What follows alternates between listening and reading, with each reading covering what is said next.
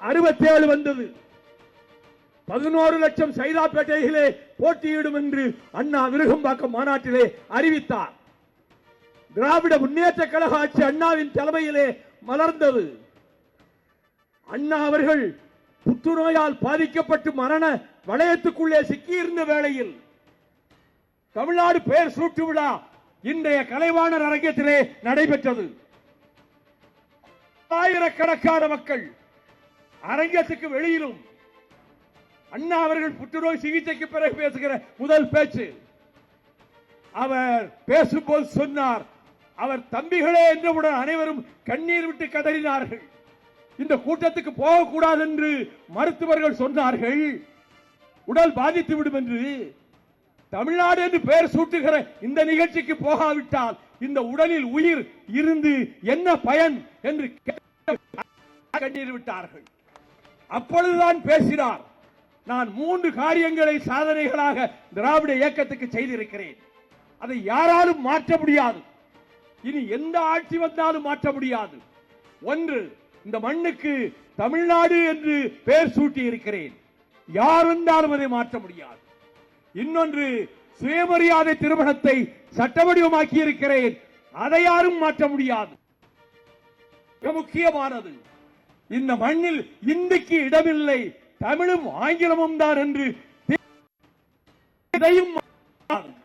அண்ணா அவர்களே, கல்லறையிலே இருக்கிற அண்ணா அவர்களே, உங்கள் அருகிலே துயில் கொண்டிருக்கக்கூடிய கலைஞர் அவர்களே, எவர் வந்தாலும் மாற்ற முடியாது என்று நீங்கள் சொல்லிவிட்டு போனீர்கள்.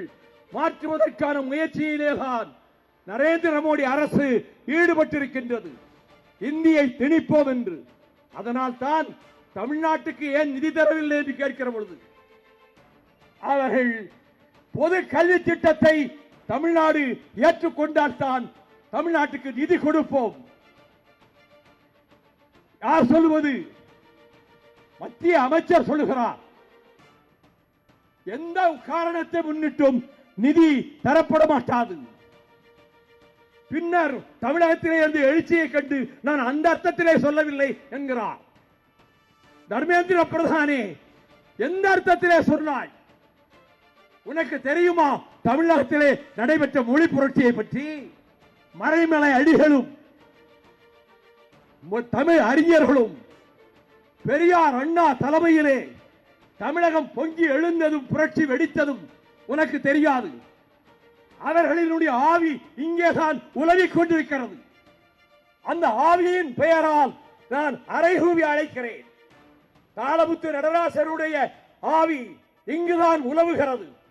சிவலிங்கம் சின்னசாமி, அரங்கநாதன் ஆசிரியர் வீரப்பன், விராலிமலை சண்முகம், சத்தியமங்கலமுத்து, கீரமங்கலமுத்து, பீளமேடு தண்டபாணி, மாயவரம் சாரங்கபாணி இவர்கள் தங்கள் மேனியிலே பெட்ரோலை ஊற்றிக்கொண்டு நெருப்பு வைத்துக் கொண்டு ஒரு மொழிக்காக தீக்குளித்த வரலாறு உலகிலே எங்கும் கிடையாது. வியட்நாமிலே புத்தபிட்சுக்கள் மதத்துக்காக தீக்குளித்தார்கள். அப்படி தீக்குளித்து இந்தியாவே உலுக்கி அமெரிக்க நாட்டு பத்திரிகைகளிலே எல்லாம், வாஷிங்டன் போஸ்டிலே, நியூயார்க் டைம்ஸிலே தமிழகத்தினுடைய வீரஞ்செறிந்த போராட்டத்தை தீக்குளித்து படிந்தார்களே, அவர்கள் புகைப்படங்களோடு வெளியிட்டார்கள். அவர்கள் ஆதியும் இங்குதான் உலவுகிறது. அவருடைய வாரிசுகள் தான் நீங்கள் இளைஞர்கள், அவர்களுடைய வாரிசுகள் தான் நீங்கள். முன்னை விட வீறு கொண்ட வாலிபர்களாக, வீரம் நிறைந்தவர்களாக இந்த தமிழகத்தை காக்க புறப்படுவீர்கள் என்பதற்காகத்தான் ஒரு எச்சரிக்கை மணி அடிப்பதற்கு பொற்கால ஆட்சி என்று இந்தியாவும் மற்ற நாடுகளும் போற்றுகிற திராவிட மாடல் ஆட்சியை நடத்தி கொண்டிருக்கக்கூடிய ஆர்வீர் சகோதரர் தளபதி முத்துவேல் கருணாநிதி ஸ்டாலின் அவர்கள் தலைமையில் தமிழகத்திலே ஒரு புதிய எழுச்சி ஏற்பட்டிருப்பதும், நிதி கொடுக்க முடியாது என்று சொன்னார்களே, சமக்கிரா சிக்ஷா அபியான் என்கின்ற பொதுக்கல்வி திட்டத்துக்கு எவ்வளவு வர வேண்டும்? 2401 கோடி ரூபாய் கொடுக்காமல் வைத்திருக்கிறார். மகாத்மா காந்தி ஊரக வேலை வாய்ப்பு திட்டம் 100 நாள் வேலை, அதில் 2118 கோடி ரூபாயை கொடுக்காமல் வைத்திருக்கிறார். சாலை துறைக்கும் பணம் இல்லை, எந்த துறைக்கும் தமிழகத்துக்கு பணம் இல்லை. என்று சொல்ல நீ யார்? சர்வாதிகாரியா? சாம்பல் மேடாகத்தான் டெல்லி பட்டணம் வாய்த்திருக்கிறது என்று சொல்வேன். நீ எதை அடிப்படையிலே இந்த பணத்தை கொடுக்க முடியாது என்று சொல்கிறாய்? தமிழகத்துக்கு நிதி கொடுக்க முடியாது என்று அவர்கள் நோக்கத்தை எங்கே முன்பு பேசிய ஒருவர் சுட்டிக்காட்டினார். பிரயாக் நகர் என்று சொல்லப்படுகிற அலகாபாத்திலே 3 மாதத்துக்கு முன்னால் ஒரு மாநாடு நடந்தது. இந்துத்துவ சக்திகளும் சனாதன சக்திகளும் சேர்ந்து நடத்திய மாநாடு. 32 பக்கத்தில் ஒரு பிரகடனம் வெளியிட்டார்கள்.